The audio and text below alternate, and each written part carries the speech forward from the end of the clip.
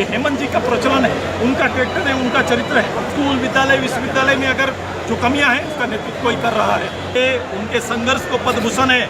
जिस लोगों के हेमंत का सरकार, हेमंत का पुलिस जेल में डालने का काम कर रही है, बहुत बड़ा विषय है। इसकी ये जांच होनी चाहिए और ये गुरुजी कभी भी स्वीकार नहीं करते और ये गुरुजी कभी भी स्वीकार नहीं करते।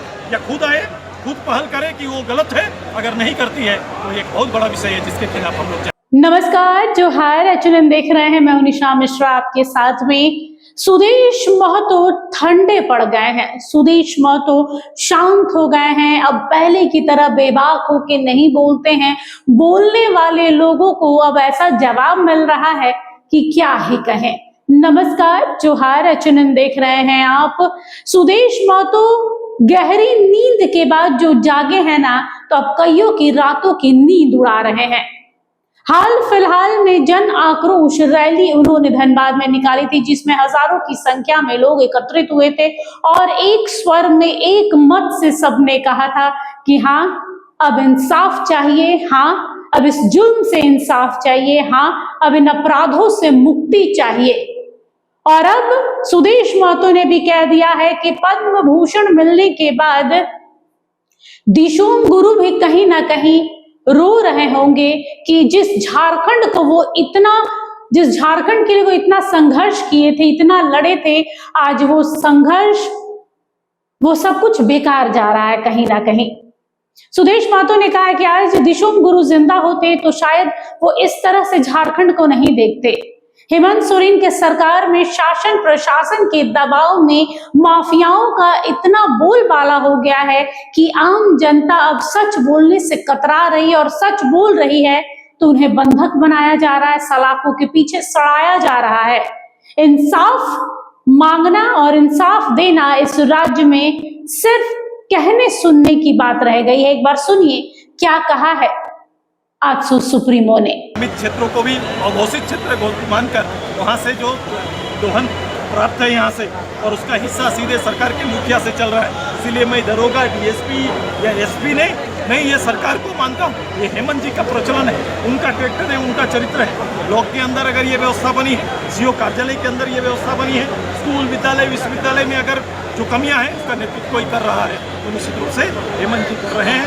और हेमंत जी के इस नेतृत्व को झारखंड की भावना, झारखंडी भावना अस्वीकार करती है। हमने कहा, गुरु जी का भी मैं यहाँ पर पिक्चर यहाँ पर रखा हूँ और मैं कह रहा हूँ कि उनकी आत्मा जहाँ भी होगी, आज पीड़ा में होगी, वो उनकी कल्पनाओं का ये प्रदेश नहीं है। लेकिन राय जी की कल्पना का प्रदेश नहीं है, विनोद बिहारी बाबू की कल्पना का ये प्रदेश नहीं है। अगर ये नहीं है तो वर्तमान का ये दायित्व तो बनता है कि हम मिलजुल कर फिर से इस प्रदेश के अंदर इस राज्य के संघर्ष को फिर से आगे बढ़ाएंगे, लोगों को लामबंद करेंगे और अपने प्रदेश, खुशहाल प्रदेश की कल्पना, शोषण विहीन प्रदेश, शोषण विहीन समाज का गठन का जो उद्देश्य है उसे यथार्थ में लाने के लिए काम प्रारंभ भी करता हूँ। जैसे रेल डिपार्टमेंट ने एक अपनी पुलिस खड़ा की। मैंने चूँकि यहाँ पर देखा है कि बीसीसीएल के पदाधिकारियों को जब गलत माइनिंग के क्षेत्र में रोका जाता है तो उन्हें बंधक बनाया जाता है। मैं ये भी बोला कि मेरा ही बार मेरे भाई के खिलाफ लड़ाया जाता है कि 5,000 10,000 का एक रोजगार स्थापित करके उसको एक गैंग के रूप में यहाँ चलाने का काम कुछ लोग कर रहे हैं। दोनों चीज़ों का जिक्र किया सीसीएल से। उनके लिए, उनके अधीनस्थ आने वाले जो मजदूर के, उनके अधीनस्थ आने वाले जो रैयतों का अधिकार है उसे बड़ा स्पष्ट करना होगा। रैयतों को उसका मूल्यांकन सही करके मुआवजा, नौकरी प्राप्त होगा तो ऐसी घटनाएं कम होगी। उनकी भूमिका है और उन्हें पारदर्शी रूप से उनकी भूमिका में आना पड़ेगा। और जो मैं आग्रह कर रहा हूँ, अन्य एमपी साहब भी इस बात को लेकर काफ़ी चिंतित हैं और बात रखे हैं कि हम चाहते हैं रेल की तरह, जैसे रेल का निजी फोर्स है और उनको केस करने का अधिकार भी है, जो उनको अधिकार दिया गया, उसी तरह का हमारा ऑल इंडिया में भी ये तरह का आना चाहिए ताकि उस क्षेत्र को बेहतर रूप से सुरक्षित कर सके। केवल शासन के अलग होना, पुलिस की कार्रवाई पर भरोसा रखना ये नहीं चलेगा। ये कई सुधार की आवश्यकता है। इसकी बोला कि अगर कोई अपराधी हमारे सरकार के इस राज्य के पुलिस कप्तान को, इस जिले के पुलिस कप्तान को खुली चुनौती देता है, उनके बारे में कोई आरोप लगाता है, तो या तो सरकार को सामने आकर उसका खंडन करना चाहिए और नहीं तो ये एक बहुत बड़ा विषय है। इसकी ये जांच होनी चाहिए। सरकार इस पर पहल करे या खुद आए, खुद पहल करे कि वो गलत है, अगर नहीं करती है तो एक बहुत बड़ा विषय है जिसके खिलाफ हम लोग जाएंगे। उनके संघर्ष को पदभूषण है, उनके संघर्ष को मैंने भी सलाम किया, लेकिन उनके संघर्ष किस लिए, किसके लिए? यही लोगों के लिए ना, जिस लोगों को आज धमकाया जा रहा है, जिस लोगों के हेमंत का सरकार, हेमंत का पुलिस जेल में डालने का काम कर रहा है, उसी के खिलाफ में हम यहाँ पर खड़े हैं और ये गुरुजी कभी भी स्वीकार नहीं करते। बहरहाल जो लोग कह रहे थे कि पॉलिटिकली डेड हो गए हैं, अब वो उतना एग्रेसिव नजर नहीं आते हैं। 22 तारीख के स्थापना दिवस के बाद से सुदेश महतो ऐसे एक्टिव हुए हैं जैसे मानो कि अब उनका विजन 2029 है। शायद वो भी समझ गए हैं कि अगर आप एक्टिव नहीं होंगे, जनसभाएं नहीं करेंगे, जनता के मुद्दों को नहीं उठाएंगे, तो कहीं ना कहीं आप दरकिनार हो जाएंगे, आपको छांट दिया जाएगा, आप हट जाएंगे मेन लाइमलाइट से। एक बात इधर ना एक बात उधर, सुदेश महतो ने किसी को लांछन नहीं दिया, लेकिन इस तरह से पैसा देकर पोस्टिंग करने की आदत, ये व्यवस्था कभी भी सुदेश महतो स्वीकार नहीं किया था।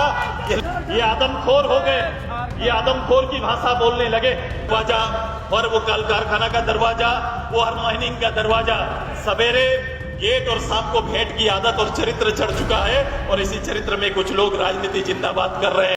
तो मेन स्ट्रीम पॉलिटिक्स यही है कि भैया जनता के बीच में रहे, जनता के मुद्दों को उठाएं, और सबसे अहम मुद्दा जिससे लोग परेशान है वो है कोयला माफिया, जो अवैध कोयला तस्करी करते हैं। रात को सैकड़ों गाड़ियां पार होती हैं, लेकिन प्रशासन मुख दर्शक बना होता है क्योंकि उन्हें भी उनका हिस्सा पहुंच जाता है। बिना उनकी मदद के कोई गैर कानूनी काम एरिया में हो जाए, ये पॉसिबल ही नहीं है।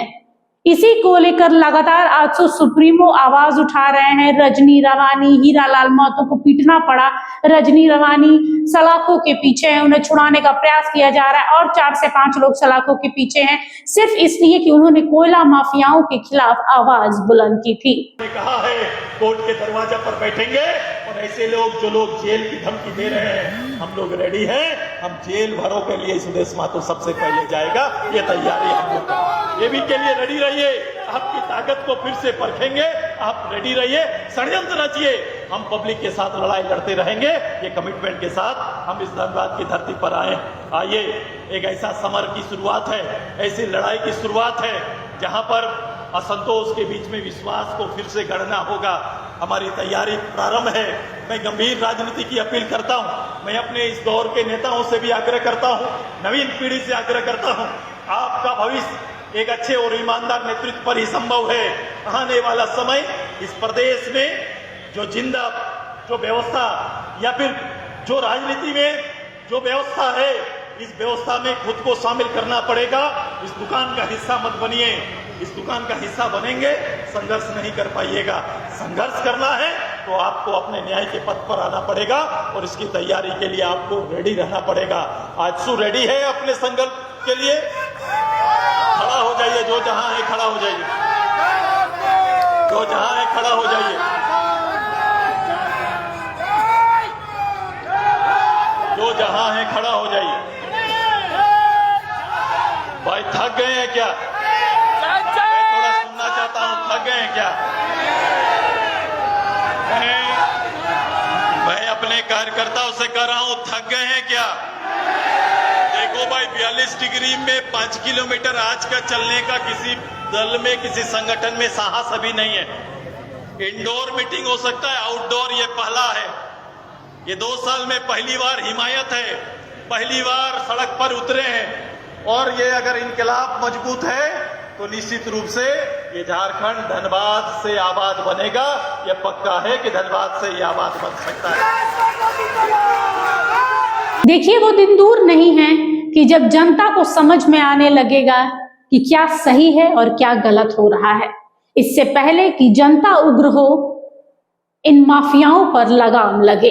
फिलहाल के लिए बस इतना ही। देखते रहिए HNN न्यूज। नमस्कार, जोहार। अगर आपको हमारा ये वीडियो अच्छा लगा तो इसे लाइक करें, शेयर करें, और हाँ, सब्सक्राइब करना ना भूलें।